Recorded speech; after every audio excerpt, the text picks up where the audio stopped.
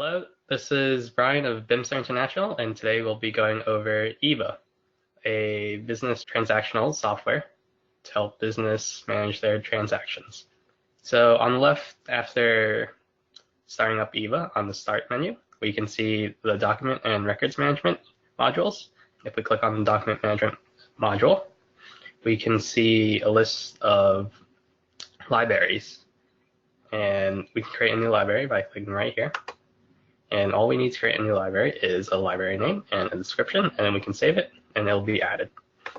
When we click on a library, it will bring us into that just specific library. And inside that library, we can see a bunch of folders. We can also create a new folder for existing libraries, but if a new library is created, it'll be empty and new folders must be created. So all we need to create a new folder is a new folder name and a description, which is optional. And if we click on a folder, we can access the contents inside. So we can see any files inside that specific folder. And eBA can accept any type of file. So Word documents, JPEG or pictures, MP4 or videos, as well as PDFs. So when we click on the document, we can select it and we can see a whole bunch of options we can do to that specific document. So we can delete it, rename it, we can copy it, we can create a shortcut if someone else needs to access it somewhere from a different folder. We can compare it to other documents, and we can also move it out of the folder or library. When we click on properties, we can see general information about it, such as the location, the creation date, who's the creator, and the version, as well as the description. We can also modify the permissions on a file by going to security, and we can see who has access to view, download, print, modify, edit, or do anything else to the file. We can also add roles, so specific roles may have different permissions. If we go over to here, we can see we can add our file, a specific file, to favorites, which will show up on the home menu of eBA.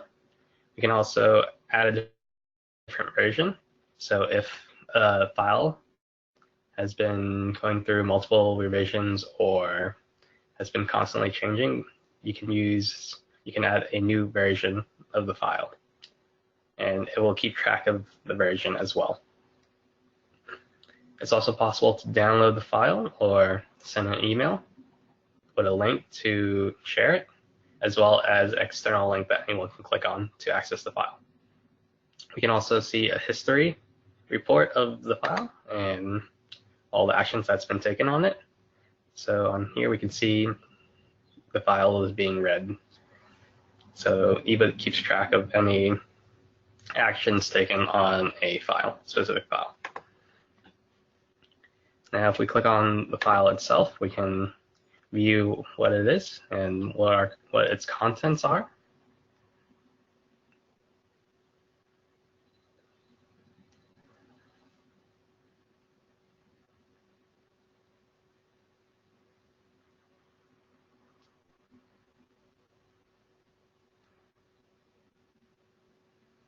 So we can see that this is the contents of this document, and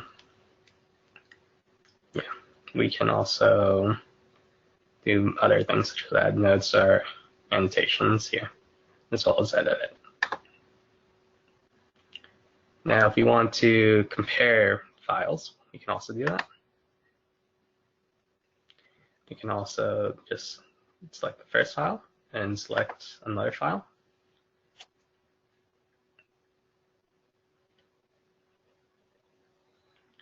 So we can select any file from anywhere to compare it to.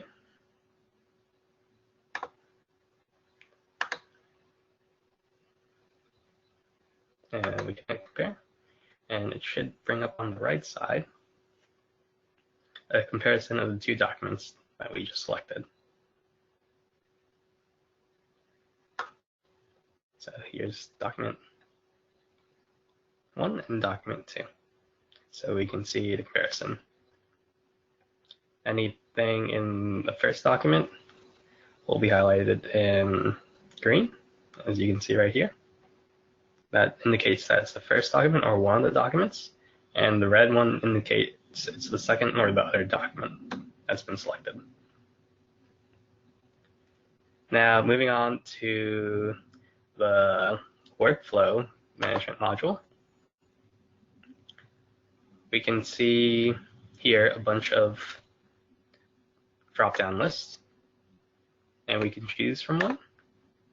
So you can create new forms in eBA Studio and add them to eBA, and what that does is it allows us to use these forms that were created, as well as go through the workflow process each specific form may have, and each form may have a different workflow process, so it may require different steps. So for example, we can do, right here we can select a vendor, supplier, or subcontractor. Here we can select vendor B, a PO or contact number, so we can do that. And we can add item. And here when we add an item, it'll bring up another item detail to the right. We can do item number, description, criteria, quantities, received, inspected, maybe if it's accepted or rejected. And when we add it,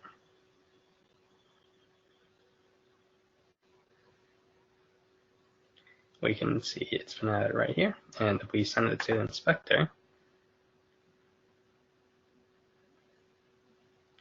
it'll then send it to the inspector, and we can see the flow history of it. So we can see that it's started and then sent. Now, going over to the inspector here, which is in this case Henry Scott.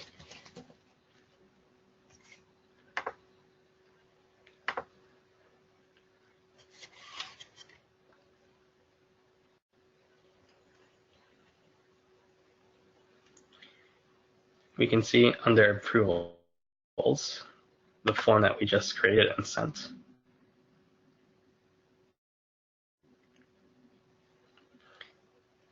And yes, we can see this one was started today. And if we click on it,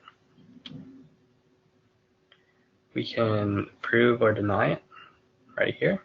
And as well as we can see all the information we previously inputted. We can also see a part 2 that wasn't available before when creating this form. And it will go through the flow scheme of this entire process until it's finished and completed.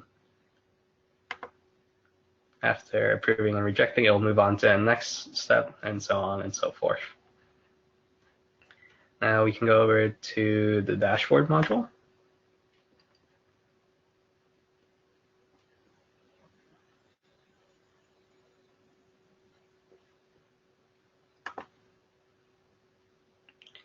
So here's just an example of a dashboard. So we can see right here a list of companies, work operation time, work order counts, the open work order count in a chart, service costs, workmanship, material, closed work order. You can see a bunch of information. And we can modify these boxes. We can change the size of them if necessary. We can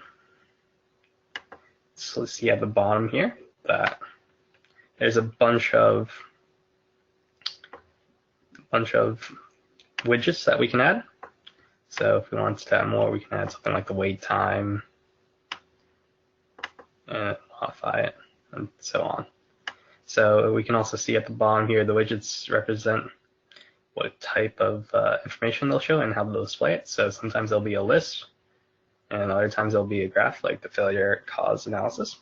And that can be all done in the system infrastructure when creating a dashboard. Thank you for watching, and if you have any questions, please contact us.